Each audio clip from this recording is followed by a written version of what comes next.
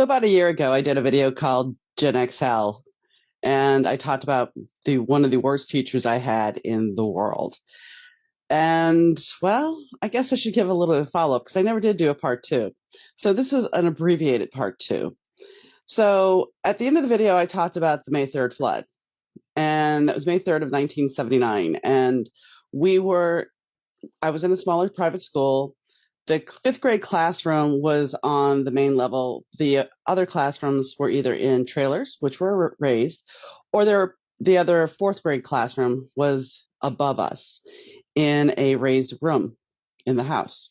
Because, yes, it was a converted house in Terrytown that ended up getting smaller little buildings put on the property to build the other classrooms. We also did have a main cafeteria.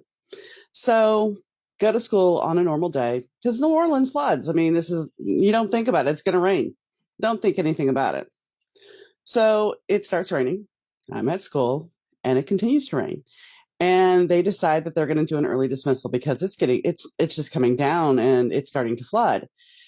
And so they've called all the parents and they call my mom and she's like, "Oh, I'll be there."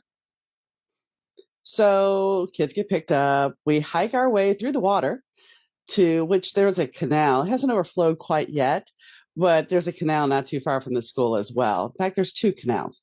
So we make our way to the cafeteria. We grab some drinks and some snacks to tide us over, and we go back.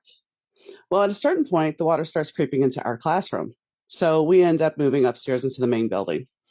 There's a handful of us, and time continues to pass, and people are called, and still my mom hasn't showed up. My mom hasn't called to say she isn't coming to get me. Okay. All right. So I'm still sitting there hoping at 9 o'clock at night. Yes, it's me and another little kid, a boy. I don't remember his age. He was younger than me, but we're the only two left, plus the teacher. So a bus comes along, the school bus comes along, picks us up, and takes us to the teacher's house. Now, the teacher has a Doberman Pinscher. The teacher tells me, because she makes me sleep with her, and the boy sleeps on the sofa bed. And she tells me when I go to sleep to lay still, because if I don't lay still, her Doberman will rip me to shreds. How heartwarming. I'm sure she said the same thing to the little boy, but I'm laying next to this woman she's my teacher. She's my nemesis at this freaking point. Of course, I don't think of her that way, but I don't particularly like her because she's made my life pretty much hell. So my mom never did show up. The next morning, we call my mom, and the water has subsided. And I understand that, yes, it's a pain in the ass to get around in a flood. I get that. I totally get that. But there's a couple of things here that really just jerk my chain as an adult because I can sit here and look at things in a much different way. So she comes and gets me, and yes, her and the teacher become friends. And my mom takes my teacher to her car, which was almost sucked into the canal. So she gets some stuff out of it that she can salvage. But we know the car is going to be a total loss. So my mom starts taking her to go look for a new car. And they bond and they become friends. Now, back to why I'm a little cheesed as an adult thinking about this. Because as a kid, we definitely we don't want to think of our parent this way. And yes, the irony here is today is my mother's 75th birthday. And while I love her, I love the woman that she was at one time. After the divorce, she kind of lost her shit. But anyway, so we lived in Algiers, and they had this where we lived in a shotgun house, so it was raised. So the floodwater was never going to get into our house, maybe up the steps, but never get into our house per se. We had two little ditches that ran. There's a ditch that ran in front of our house on our side and a ditch that ran on the other side of the street. This was drainage in New Orleans at the time. So the way our house was set up is we had a double shotgun house. We lived on one side, somebody lived on another side. There's a big empty field between the two houses, and then there was another shotgun house. Now, we had a driveway here, and there was a driveway on the other side. Allegedly, yes, my husband always laughed at me because I used to work in insurance, so allegedly became one of my favorite words. Allegedly, my mom couldn't come get me because a woman pulled into our driveway because she was trying to make a turnaround to go to the vet on the main road. and she drove her car into the ditch. And so my mom couldn't get out because of this woman and this alleged turtle. Okay, but let's think about this. We have an open field.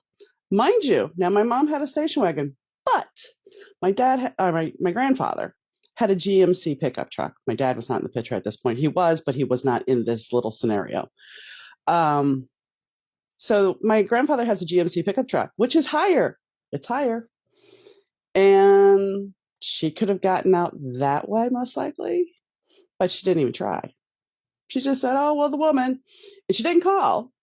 And this would be something now sitting here thinking about it. It's kind of ironic because allegedly my dad didn't call when he wasn't coming to get me.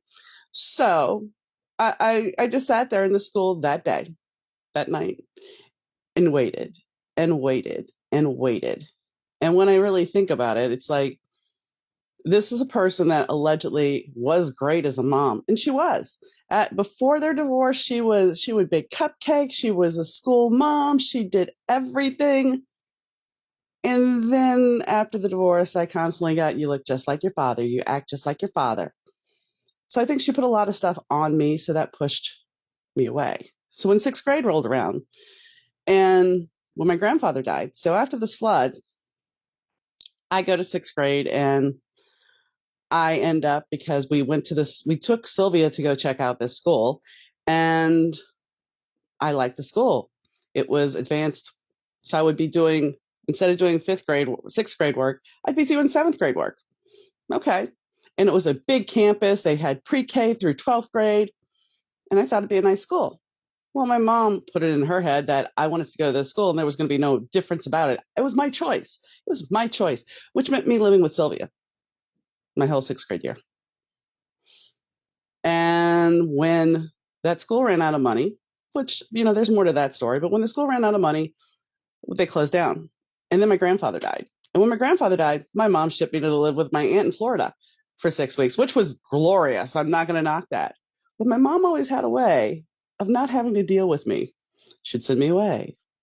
And when I got back, I started a different school in seventh grade. And guess what?